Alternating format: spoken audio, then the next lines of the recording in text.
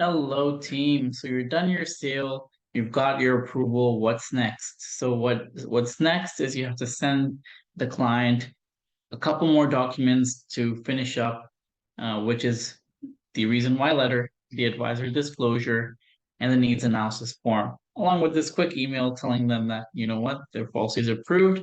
They should be waiting for their policy in the mail and they should get it shortly, the paper copy. So what is that going to look like? So you want to have now, again, you want to send this message when the policy is approved. After it makes more sense because this is a post-sale kind of procedure.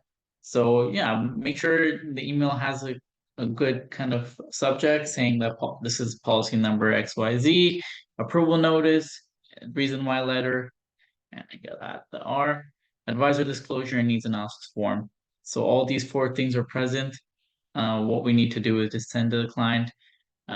There's no signature required here because most of these are direct kind of acknowledgements for the client is already making, so there is no signature being made. And we'll go over the documents and see why. So let's have a quick look at read about what I've changed in my template. It's really just this sentence which I've italicized here, and it's basically the same as a template. Besides that first one, which is okay, congratulations, your policy has been approved.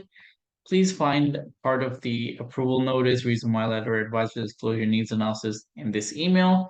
Please check your free member benefits. That kind of just goes in. Again, if it's not a CPP or Forrester's policy, you want to take that off. You want to also take the member benefits part off here. There you go. So let's go over what's first. So the approval notice, which is sometimes you'll see me or Zane or someone from the company will send you an approval notice. And this is what mostly it looks like when it's a simplified carrier with CPP. It's gonna look like that. I attach part of that, and it'll also tell the client that they're gonna be receiving paper contract with an express post.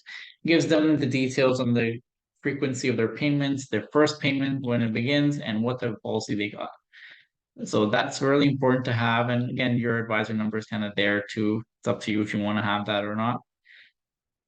So that's basically the approval notice that you're giving. If that's not there, that's not typed in.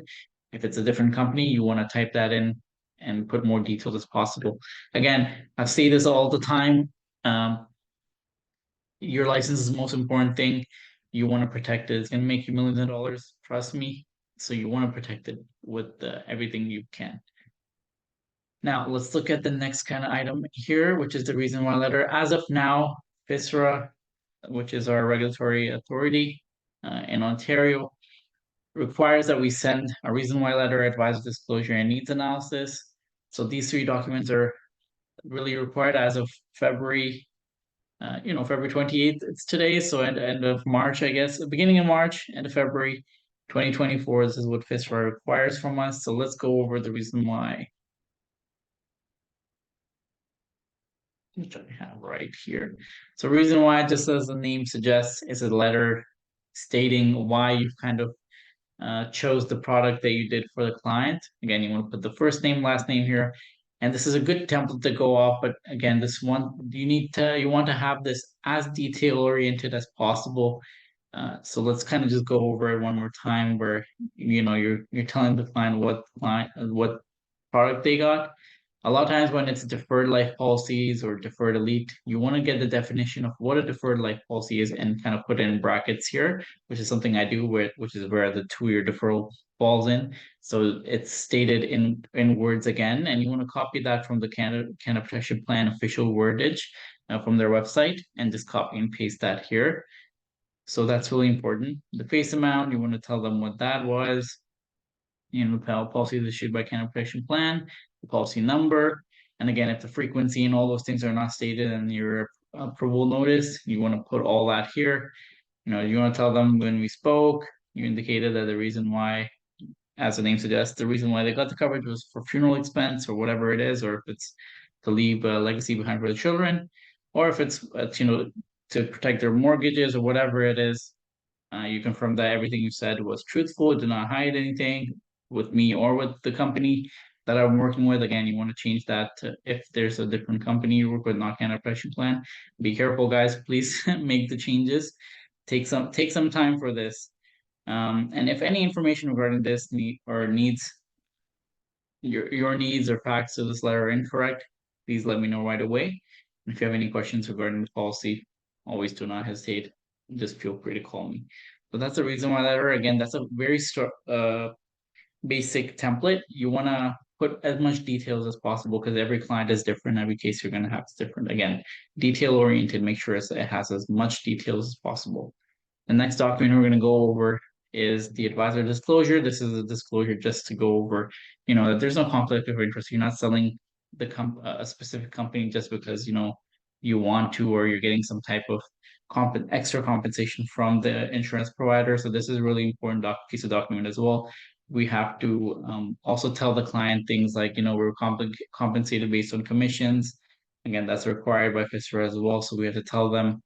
And then, so that this document basically states that, tells you you have to tell the client, what are the top three companies you use. Again, just to kind of show the client that, there's no conflict of interest. The companies you're choosing are strictly based on what's best for them. So again, you want to have a read of that. And in the end, there's an acknowledgement where the client, the name of the client goes here, have been informed of and understand the implications of the disclosure, including any conflict of interest or potential conflict of interest associated with NOWAID, which in case, again, you want to put your name here in relation to any recommendations that was made. So again, you're not biased towards a specific company. You're choosing what it is, what's best for the company. Also in here, you want to put your details, and this is why you don't really need a signature because client is just acknowledging based on this document here. Another kind of really important thing right here is that stated that, most of the times when we're doing funeral expense insurance, clients don't want to go through a whole page of formal needs analysis. You want to kind of mention that here, that, we'd still had a conversation, in-depth conversation about your liabilities and needs for insurance. A lot of times clients will be doing that. And if they're not, try and get a feel of exactly what their needs are, and how much liability they have or what they own, and try to help them to the best. And when you're doing the calls, that is going to be identified, within a couple minutes. You're going to know what the client needs. So yeah, this is just stating that we've had an in-depth conversation and we didn't do a formal needs analysis. Now, last but not least is our needs analysis form, which I have been right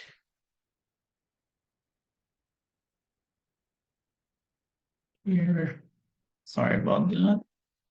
So I should have that open. My apologies. So yeah, needs analysis. Again, if the client does want to go in more depth and more details and into what their assets were, even if you haven't, try and ask the client if they have any savings and all that, if any other insurance they have, basically their assets, ask them and get a general feel for how much perhaps they have, final expenses or any mortgages owing. For example, they had 600,000 worth of mortgage right now. So again, that's gonna identify that, how much insurance that the client needs. Let's say they already have 600,000 worth of insurance, a term insurance.